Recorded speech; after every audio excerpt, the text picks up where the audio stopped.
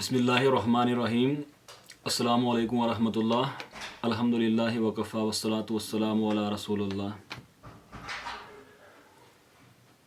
सीरतुन नबी सल्लल्लाहु अलैहि वसल्लम के आज के इस पार्ट में आज हम एक और अहम मौजू पे बात करने वाले हैं। वो ये है कि हुज़ूर सल्लल्लाहु अलैहि वसल्लम ने जब दावत का आगाज़ किया, उसके बाद जब मुख्तलिफ़ कबीलों से, मुख्तलिफ़ कलानों से जब लोग इस्लाम में आ रहे थे, तो उसके बाद जब उस पर कुरैश का रिएक्शन शुरू हुआ कि वो जब ये समझ रहे थे कि अब ये एक ख़तरा हमारे लिए बन गए हैं, ये पूरी एक जिसको आप कहेंगे कि एक मिल्लत या उम्मत बन रही थी, ये हमारे लिए एक ख़तरा बनती जा रही है, तो फिर उन्होंने इस पर मुखालफत का आगाज़ किया। अब इसमें मैं दो बातें पहले अर्ज़ करना चाहता हूँ। वो ये है कि मतलब मैं जो समझता हूँ ये कि कुरैश एक स्टेट थी, ये नहीं कि वो कुछ ख़ानदान मिले हुए थे, चाहे कोई ये मतलब लिखा हो किसी ने या कोई मानता ना हो, लेकिन मेरे पास अपने इसमें दलाइल है। कुरैश का एक सियासी निज़ाम था, उनका एक अदालती यानी पॉलिटिकल सिस्टम, जुडिशल सिस्टम था, और फिर वहाँ उनके मतलब एक अपने लीडर्स थे। तो इस वजह से मैं समझता हूँ कि वो एक स्टेट थी। और दूसरी बात यह है कि उनका अपना एक सिस्टम था जिसमें मज़हब था, जिसमें सियासत थी, जिसमें उनकी मईशत थी। अब जब वो हुज़ूर सल्लल्लाहु अलैहि वसल्लम एक सिस्टम लेके आए, जब वो मक्का में इस पे बात हो रही थी, तो यकीनन तो उसमें अकायद पे और इबादत पे बात हो रही थी। तो अब कुरैश उसको समझ रहे थे कि ये हमारे लिए ख़तरा है। तो जब दो सिस्टम आपस में अब टकरा गए, यानी कि एक सिस्टम नया आ रहा है और अब जो पुराना सिस्टम है वो इस लायक ही नहीं है कि वो उसके साथ कंपेयर मुकाबला कर सके। जो इस्लाम बातें, जो हुज़ूर बातें बयान कर रहे थे, कुरैश में कोई ऐसी ताकत नहीं थी, या उनकी कोई आइडियोलॉजी, या उनके कोई स्क्रिप्चर्स, उनकी किताबें ऐसी नहीं थी, या उनके पास कोई स्कॉलर्स या जो ये मतलब परहेजगार इस किस्म के लोग तो वहाँ थे ही नहीं जो इस तहरीक का, जिसको आप तहरीक कहें, जो एक उम्मत बन रही थी, उसका मुकाबला करे। तो अब उन्होंने मुख्तलिफ तरीके अपनाए इसको रोकने के लिए। अब इसमें ये बात ज़रूरी समझनी है कि इसके मुखालफत का आगाज़ कब हुआ। तो इसमें जब आप मतलब ज़रा डीप रिसर्च में जाओगे तो ये बिल्कुल उसी वक्त से शुरू हो गया जब हुज़ूर सल्लल्लाहु अलैहि वसल्लम ने ये ऐलान फरमाया कि मेरी जाने वही आ गई है, अल्लाह ताला ने मतलब मेरी तरफ वही नाजिल की है, और आपने ऐलान किया कि मैं अल्लाह का रसूल सल्लल्लाहु अलैहि वसल्लम। तो अब इसमें एक बात बड़ी ज़रूरी है, वो है कि वहाँ एक आदमी था जिसका नाम था उमैया इब्न सलत, वो सकीफ़ का था, उमैया इब्न सलत। तो उसके बारे में लिखा गया है कि दौरे जाहिलियत में वो शायद ये समझता हो कि मैं अरब का सबसे परहेजगार आदमी हूँ। तो वो बिल्कुल एक जिसको आप ये कहेंगे कि जाहिदाना ज़िंदगी गुजार रहा था। वो फटे हुए कपड़े या वो टाट के कपड़े पहनता था, और उसने क्योंकि वो तिजारती जो ये सफ़र थे इन पे जाता था, और उसने सुन रखा था कि अरब में कोई नबी आने वाला है। तो अब उसने ये समझा था कि ये सारी मतलब खुसूसियात मुझ में है, उमैया इब्न सलत ने। तो वो समझ रहा था कि ये नबी मैं बनने वाला हूँ, माज़अल्लाह। तो एक सफ़र में वो अबू सुफियान के साथ था। तो जब वो राहिब थे, जो कि ये अहले किताब के जो मतलब उनके आलिम थे, तो उनसे उसके साथ बात हुई थी। तो बड़ा वो परेशान हो गया था जब उन्होंने खुसूसियात बताई थी कि ये जो नबी आने वाला है उसके बारे में क्या क्या हमारी किताबों में। तो वो समझ गया था कि ये मैं नहीं हूँ। फिर उसने मतलब वो जो कि बड़ा एक शख्स था वहाँ, उतबा इब्न रबिया, अबू सुफियान को इसके बारे में पूछा था। तो उनने हर चीज़ इसमें पाई थी, लेकिन सिर्फ ये कि इसकी उम्र 70 साल थी। तो वो ये समझा कि ये भी नहीं अब है। तो जब अबू सुफियान वापस आ गए तो उनकी बीवी जो हिंदा, जो बाद में मुसलमान हुए, तो उनने उनको बताया कि जब हुजूर सल्लल्लाहु अलैहि वसल्लम उनके पास आए, उन्होंने भी अपना माल तिजारत अबू सुफियान के साथ लगाया था। तो आप वापस आए, अबू सुफियान की बीवी ने आपको कहा कि मतलब ये इसने नबूवत का ऐलान किया है। अब उससे ये हुआ कि वो बाग के सकीफ गया, ताइब गया। तो उसने उमैया इब्न सलत से कहा कि ऐलान मोहम्मद सल्लल्लाहु अलैहि वसल्लम ने ऐलान फरमाया। तो तभी उसने कहा था कि मैं इस पे ईमान नहीं लाऊंगा। तो गोया कि आपकी उसी वक्त अपोजिशन शुरू हो गई थी, और वो अबू सुफियान को भी पता चल गया।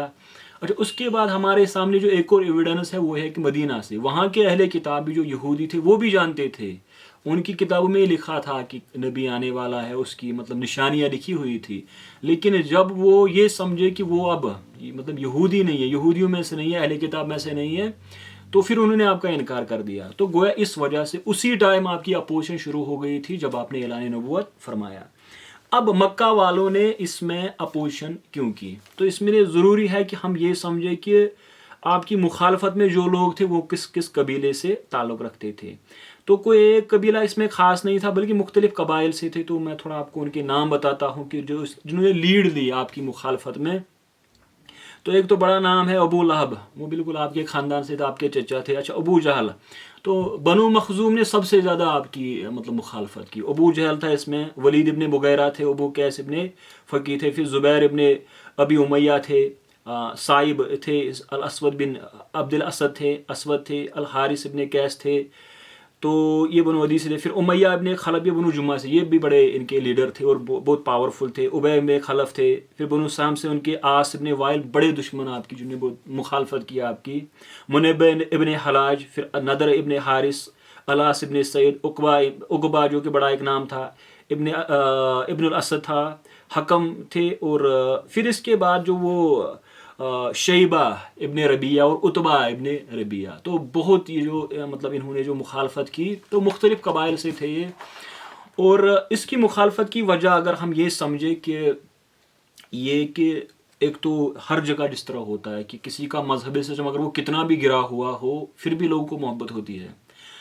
لوگ اپنے مذہب سے عقیدت رکھتے ہیں، چاہے وہ پتھر کی پوجا کرے یا پھر وہ مطلب کسی درخت کو پوجے یا وہ نیچرل فورس آفتاب کی وہ پرستش کرے، پھر بھی ان کو اس سے محبت ہوتی ہے. تو ظاہر سی بات ہے، یہ نہیں کہ صرف ہم مارکس ٹرمینالوجی میں یہ کہے کہ یہ کوئی مٹیریلسٹک ریئیکشن تھی کہ وہ سمجھتے تھے کہ کعبہ اب خطرے میں ہے یا مطلب ان کا تجارت، بلکہ ہم یہ سمجھے کہ جب ان کے جو عقائد تھے جو وہ مانتے تھے، جتنے بھی ان کے مشرکانہ عقائد تھے، ان کو ان سے محبت تھی. تو پہلی وجہ تو یہ تھی کہ وہ سمجھتے کہ جو انہوں نے بات بھی کی تھی کہ آپ ہمارے جو یہ دیوتا جن کو ہم مانتے ہیں، گاڈس مانتے ہیں، لات عزیٰ منات وغیرہ، تو آپ ان کے بارے میں مطلب غلط الفاظ استعمال کرتے ہو. تو یقیناً سی بات پہلی کہ مذہب سے ان کی محبت. اس کے بعد اس کو مکن کامن ویلتھ ہم نے پہلے ایک پارٹ میں کہا تھا کہ ٹریڈنگ، وہ ایک ٹریڈ امپائر انہیں بنایا تھا. تو وہ ان کا جو کعبہ کا سسٹم جس کو ہم نے پہلے ڈسکس کیا ہے، وہ یہ یقیناً یہ سمجھ رہے تھے کہ وہ اب خطرے میں ہیں. تو جب کعبہ اب ان کے کنٹرول میں نہ رہتا تو یقیناً سی بات ہے ان کا تجارت بھی اس سے ختم ہو جاتا. اچھا، پھر ایک قبائلی نظام تھا وہاں پہ. تو وہاں پہ یہ بات تھی کہ مطلب بنو ہاشم تھے، بنو مخزوم تھے. یقیناً وہ ایک خاص قبیلے سے آپ بنو ہاشم سے، پھر بنو عبد المطلب، اس خاندان سے آپ تعلق رکھتے تھے. تو جہاں کلان رائیولری ہو، یعنی جہاں مختلف ایک مطلب مختلف کلان آمنے سامنے ہو، وہاں تو یہ بات ضروری ہے کہ وہ ایک جو قبائلی مطلب جگہوں پہ ہوتا ہے، جہاں قبائلی نظام ہو، وہاں پر یہ بھی ہوتا ہے.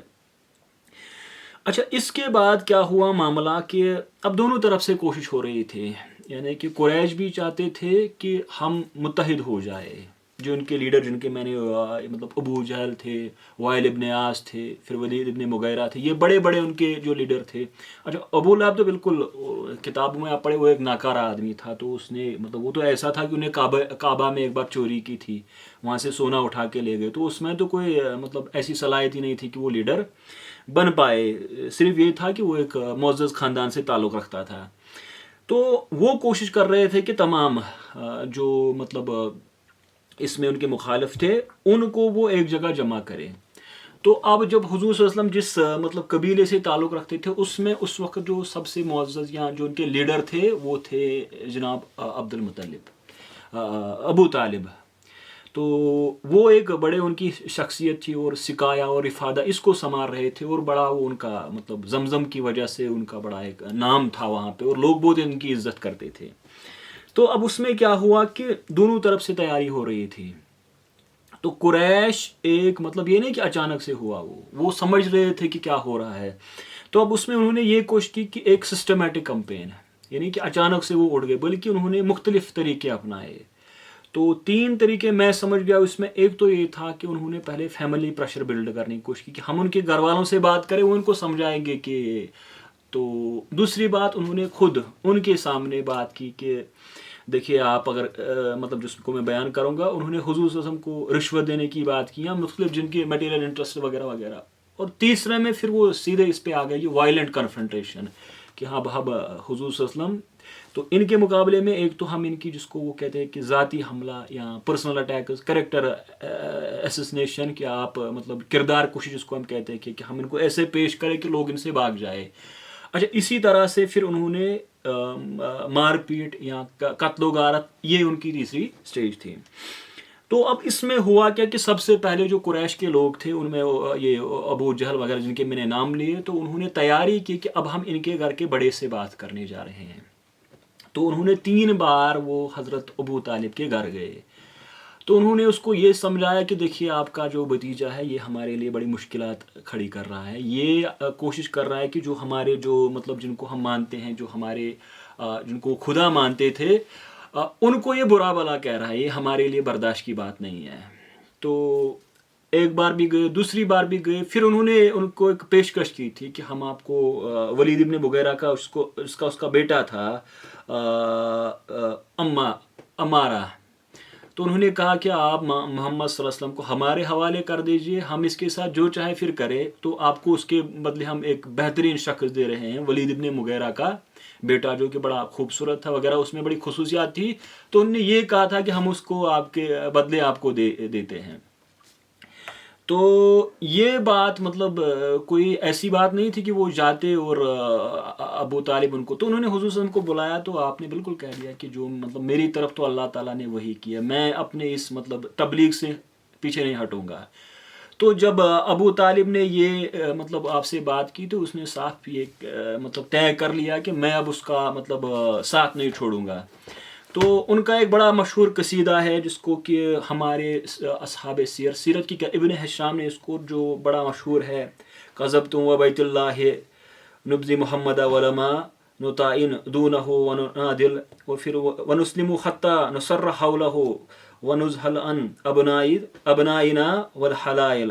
تو پھر بڑا اس کا ایک مشہور شعر ہے جس کو ہمارے یہاں پڑھتے تھے وہ اب ید یستلقل غمامی بوجہی سمال الیتام و اسمت الارامل کہ آپ کے مبارک چہرے کے وسیلے سے بارش طلب کی جاتی ہے. آپ بیواؤں اور یتیموں کے مطلب آپ ان کی پناہ گاہ ہے. تو انہوں نے صاف کہہ دیا تھا کہ غضب دوائد اللہ نبزی محمد کہ ہم ان کا ساتھ نہیں چھوڑیں گے. تو انہوں نے اپنے دونوں خاندان یعنی عبد المطلب کے بھی اور عبد مناف کے بھی خاندان کو ہاشمی جو ہاشمی تھے ان کو جمع کیا تھا اور پھر ان کو کہا کہ ہم ان کا ساتھ دیں گے کہ ہم کبھی ان کا ساتھ چھوڑیں گے نہیں. تو اس وجہ سے ابو لہب بھی وہ شخص تھا جو بعد میں وہاں پہ مطلب ایک مخالفت میں. تو آپ نے بالکل یعنی کہ جب تک آپ زندہ رہے آپ نے کبھی حضور صلی اللہ علیہ وسلم کا ساتھ چھوڑا نہیں اور اس وجہ سے حضور صلی اللہ علیہ وسلم کو آپ سے بڑی محبت تھی. تو وہ اب ید یستلقل غمامی وجہ کہ آپ کے مبارک چہرے سے بارش ابن ہشام نے اس کو مطلب روایت کی اور بڑا مشہور ان کا یہ اشعار جو کتابوں میں آئے ہیں. تو اب اس میں ایک اور بات جو مطلب یہ کہ وہ جب اس کے پاس گئے حضور صلی اللہ علیہ وسلم کے پاس تو اب ابو طالب تو ماننے کے لیے تیار نہیں ہے. تو پھر انہیں سمجھا کہ ہم ڈائریکٹ محمد صلی اللہ علیہ وسلم سے بات کریں. تو یہ روایت میں آیا ہے کہ قریش کے مطلب سارے سردار ایک دو غروب آفتاب کے وقت جمع ہو گئے. تو پھر انہوں نے سب کو بولا کہ ایک مطلب فائنل ایک آخری بات ان سے ہو فیصلہ کن بات ان سے ہو جائے. تو اب اس میں ہوا کیا کہ آپ یعنی اس سے پہلے ان میں سے جو یہ تھا مطلب ان کا جو بڑا لیڈر تھا وہ حضور صلی اللہ علیہ وسلم کے پاس گئے اور پھر انہوں نے حضور صلی اللہ علیہ وسلم سے بات کی کہ ہم آپ کی بات مطلب ماننے کے لیے تیار ہے تو آپ ہمیں بتائیے کہ ہمیں آپ کے لیے کیا کرنا ہے. تو عتبہ بن ربیعہ یہی ان کے پاس کیونکہ بڑا یہ ایک سمجھدار آدمی تھا اور بڑی اس میں خصوصیات تھی. تو بڑا ایک پاورفل لیڈر تھا آپ کے جو مخالفین تھے. تو انہوں نے اس کو کہا کہ آپ میرے بھائی کے بیٹے ہیں آپ بتائیے کہ اگر آپ کو مال کی ضرورت ہے تو ہم سارا مال آپ کے قدموں میں رکھتے ہیں. پھر بتایا کہ اگر آپ کو کوئی لیڈر بننے کا شوق ہے تو ہم وہ آپ کی تاج پوش ہم آپ کو لیڈر بناتے ہیں. اچھا اسی طرح آپ نے کہا تھا کہ اگر آپ پہ کوئی جنات کا اثر ہے تو کوئی معاملہ نہیں ہم جا کے آپ کا علاج کرتے ہیں معاذ اللہ آپ پہ جنات کا اثر وہ یہ کہہ گئے تھے. تو آپ نے بھی ان کو وہی بات، کیونکہ آپ اللہ کے نبی ہیں تو آپ ظاہر سی بات ہے نبی کے مطلب یہ تو بالکل ایک ریزن کے خلاف ہے کہ نبی یہ کہے کہ میں یا وہ تیار ذہن میں سوچے کہ میں کمپرومائز کے لیے تیار ہو جاؤں، تو یہ تو بالکل مطلب سیلف ایکسپلینیٹری کہ وہ آپ نے کیا کہا ہوگا.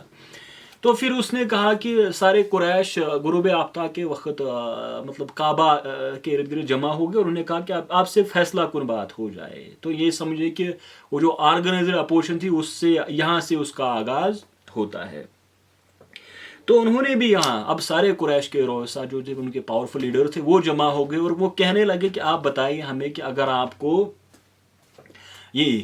کو مال کی ضرورت ہے، ہم مطلب وہ جو سورج چاند آپ کے ہاتھوں میں رکھ دیتے ہیں. اچھا، اسی طرح سے اگر آپ یہاں کے امیر بننا چاہتے ہو، لیڈر بننا چاہتے ہو، تو کوئی مسئلہ نہیں، ہم آپ کو لیڈر بناتے ہیں. تو پھر کہا کہ آپ مطلب اگر آپ پہ کوئی معاذ اللہ جنات کا اثر ہے تو آپ کا علاج کرتے ہیں. تو وہی بات کہ ہم آپ کے لیے کچھ بھی کرنے کے لیے تیار ہے، لیکن آپ اس سے دستبردار ہو جائے کہ میں مطلب یہ نہیں، کیونکہ وہ کہتے تھے کہ آپ کی وجہ سے ہم ایک آزمائش میں مبتلا ہو گئے. تو حضور صلی اللہ علیہ وسلم کا یہی تھا کہ میں اللہ تعالیٰ کا نبی ہوں، میں مبعوث کیا گیا ہوں آپ کی اصلاح کے لیے. اور پھر وہ جو عقائد کی باتیں ہیں وہ یہاں پہ ہو گئی. تو اب جب وہ کچھ بھی نہیں مانے تو انہوں نے یہ کہا کہ اب چلے آپ کی بات، آپ کہتے ہو کہ آپ نبی ہیں، تو اب وہ اس جگہ پہ آ کے معجزات کا مطالبہ کیا. انہوں نے یہ کہا کہ ان سے کہ اب یہ قریش کے بڑے سارے لیڈر سے ایک مطلب ڈسکشن ہو رہا ہے، ایک ایگریمنٹ کی جانب وہ آنا چاہتے ہیں کہ ہم ان کو پرسویڈ کریں کہ آپ اپنا مشن چھوڑے. تو انہوں نے اس میں سب سے پہلے یہ کہا تھا کہ دیکھیں مکہ کی وادی بڑی مطلب یہاں بارش نہیں ہوتی ہے، ہمارے پانی کا مسئلہ ہے، تو آپ اللہ سے کہیے بالکل یہ یہاں سے یہ جو پہاڑ ہے یہ بالکل ہٹ جائے اور بڑا میدان اس کا بن جائے تاکہ ہمارے لیے آسان ہو جائے. اسی طرح انہوں نے کہا یہاں پانی نہیں ہے، تو پھر انہوں نے کبھی کہا کہ آپ اللہ سے کہیے کہ کوئی آسمان کا ٹکڑا ہم پہ گرا دے تو ہم ختم ہی ہو جائے. اچھا، پھر اسی طرح سے انہوں نے یہ کہا کہ مطلب یہاں ہمارے لیے دولت، آپ سونا اور چاندی ہمارے لیے یہاں پہ ان پہاڑوں کو بنا دیں. اور پھر ایک بڑی بات انہوں نے اس میں یہ کی تھی کہ آپ جو یہاں سے گزر گئے ہمارے آدمی، خاص کر انہوں نے قصیب نے کلاب کا، کیونکہ وہ جو ہم نے بات کی تھی کہ وہ ایک نیشنل بلڈر تھا، آپ ان کو زندہ کریں اور وہ یہاں پہ آ کے فیصلہ کرتے ہیں. تو آپ نے کیونکہ یہ باتیں تو بالکل مطلب اس لائق ہی نہیں تھے کہ آپ مطلب جو آپ کی تبلیغ جس طرح کو آپ کو کرنی تھی، تو اس میں تو ان باتوں کا مطلب کوئی دخل ہی نہیں. اور ہم سمجھتے ہیں کہ یہ چیزیں تو بالکل وہ کمزور ایمان والوں کے لیے ہے. تو بالکل آپ نے اس سے یہ تو آپ کرنے کے قرآن میں اس کا ذکر آیا ہے، تو یہ تو بالکل آپ مطلب اگر وہ ان باتوں کو مانتے تو پھر تو وہ جو اصل بات ہے وہ تو کبھی سامنے ہی نہیں آتی. تو اس وجہ سے قریش نے یہ فیصلہ کیا کہ اب ہم بالکل، اور ابو جہل نے اس میں کہا تھا کہ اب میں پتھر لے کے اگلے دن معاذ اللہ ان کو شہید کروں گا. تو یہ باتیں یہاں سے ہوتی ہے ایک جو ہم نے اس کا پہلا پارٹ ڈسکس کیا کہ کیسے اپوزیشن کا آغاز ہوا، اور یہاں پہ آ کے وہ بات بنتی ہے کہ آپ کی مخالفت میں ایک بڑا آرگنائزیشن، ایک بڑی قوم اب سامنے آ گئی ہے. تو اگلے پارٹ میں ہم اس سے آگے بڑھ کے بات کریں گے کہ قریش کی ٹیکنیکس کیا تھی، کیا وہ کر رہے تھے، اور یہ جو ایک سائیکولوجیکل وار، ایک نفسیاتی جنگ تھی، اور اس کے ساتھ ایک وائلنس، اس کا اسپیکٹ اس میں آیا کہ کیسے انہوں نے وہ آگے پڑھ کے آپ پہ وہ کیا حملے کر رہے تھے، آپ کے اس کے بعد جو صحابہ پہ مظالم ہوئے، پھر پورے جو مطلب بنو عبد مطلب ان پہ کیا مطلب اس سے اثر پڑا. تو انشاءاللہ الرحمن وہ ہم اگلے پارٹ میں اس میں بیان کریں گے. وآخر دعوانا الحمد للہ رب العالمین، والسلام علیکم ورحمۃ اللہ.